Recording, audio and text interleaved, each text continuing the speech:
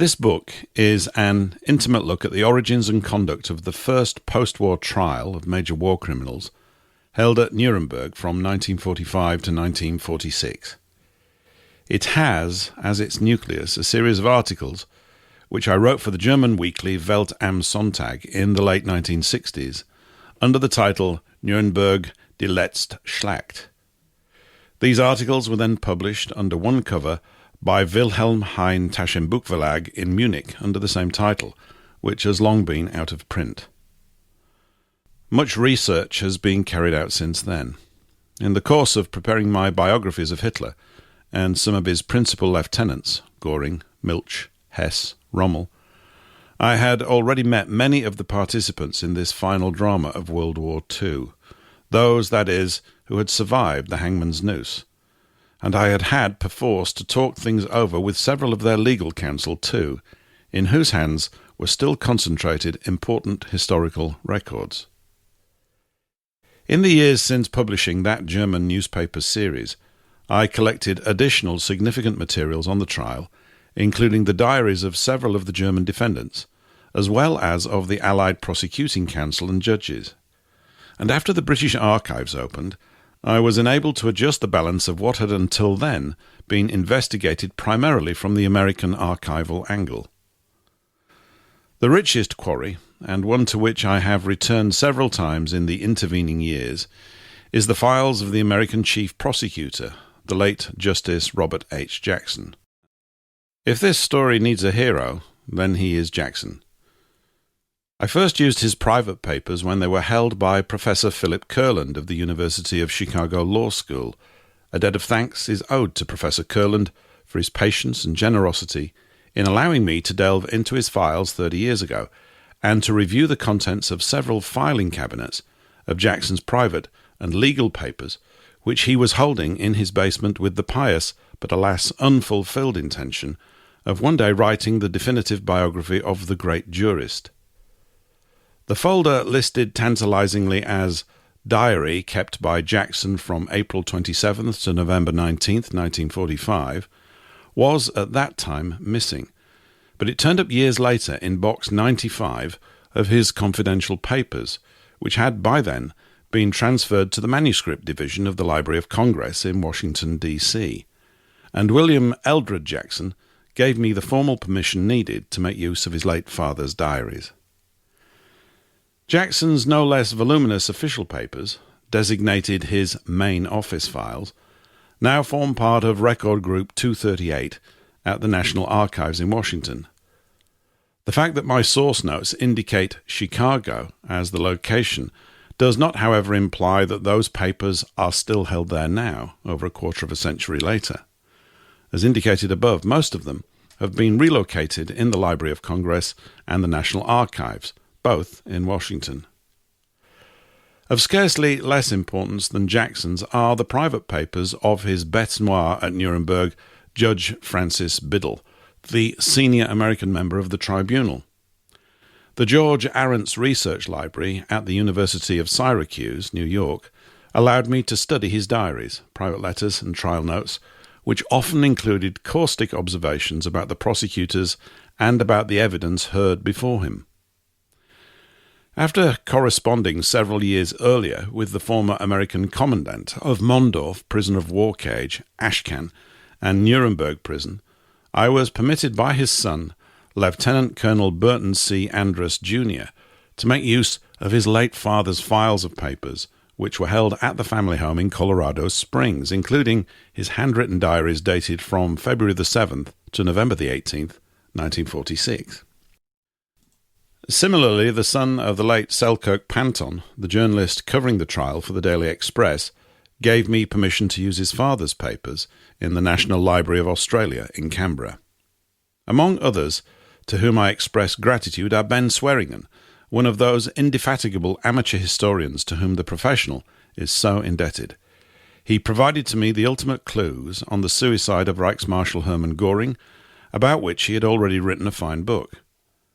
Dr. Daniel P. Simon, director of the Berlin Document Center, controlled by the U.S. Mission in Berlin, opened up for me the hitherto closed safe file containing Göring's enigmatic last letters. John Taylor, of the Archives and Reference branch of the Textual Reference Division at the U.S. National Archives, kindly provided me with magnetic tape copies of the original wire recordings of selected passages of the trial to enable me to verify the mimeographed and published transcripts against the words actually spoken. As for the German records used, may I acknowledge here my thanks to Henrik Pastor of Berlin for showing me Grand Admiral Erich Raeder's prison diary and other important papers salvaged from Spandau. Wolf Rudiger Hess provided excerpts from his father's prison diary, which I have already quoted in Hess, The Missing Years, Macmillan, London, 1987. The late Karl-Heinz Keitel followed me to copy his personal notes on his prison conversations with his father.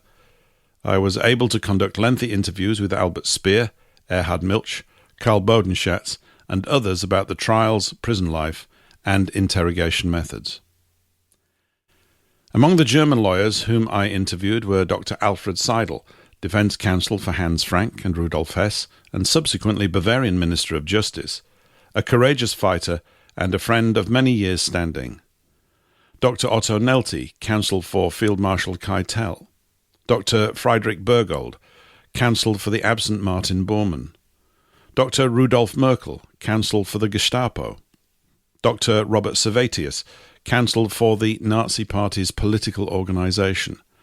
And Professor Dr. Hermann Jareis, counsel for Alfred Jodl. I also spoke with Konrad Morgan about aspects of SS Obergruppenführer Ernst Kaltenbrunner's testimony. In Britain, I corresponded, as will be seen, with Lord Justice Harry Phillimore, as well as with the former Sir Hartley Shawcross, now Lord Shawcross. In the United States, I had discussions with Ralph Albrecht, the international law expert on Jackson's team, and with Ernst Englander, the principal U.S. Air Force interrogator. Somewhere in between these nationalities falls, or fell, the late Dr. Robert M. W. Kempner, who, after a brief debut as a legal officer in Göring's Prussian Ministry of the Interior, fled from Nazi Germany in 1933 and returned in 1945 in the uniform of a U.S. Army colonel, designated as an assistant to an unwilling Robert Jackson. Dr. Kempner, who after 1946 acted as chief American prosecutor in the subsequent proceedings, answered my queries with as much patience as he could muster. As with my earlier works, I have catalogued and placed much of these source materials on microfilms which are available to researchers. For example, the oral history in which Jackson had in 1952 dictated his often very frank personal reminiscences of the Nuremberg trials is on my film DI-87, Professor Kurland having allowed me to borrow and take back to England the relevant bound volume of the history for this purpose. The interrogations of Göring will be found on my film DI-34.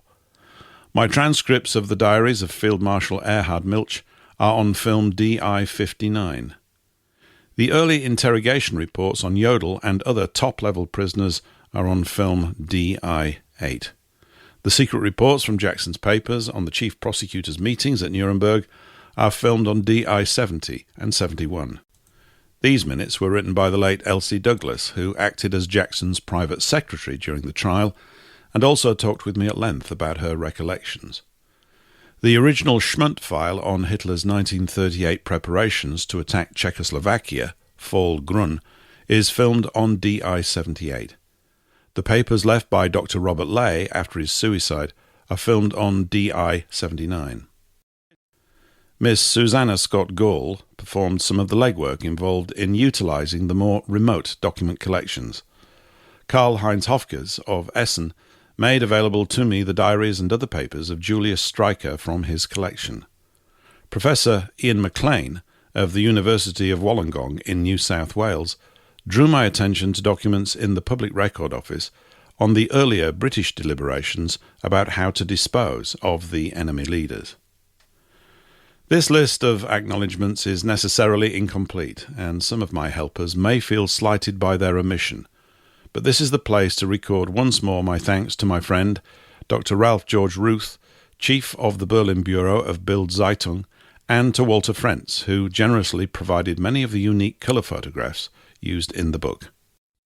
Let me finally express my thanks to the two editors, who necessarily remain nameless, but whose pens of various hues have ensured that this book is relatively free of error and not substantially more politically incorrect than it is. David Irving, London, July 1996.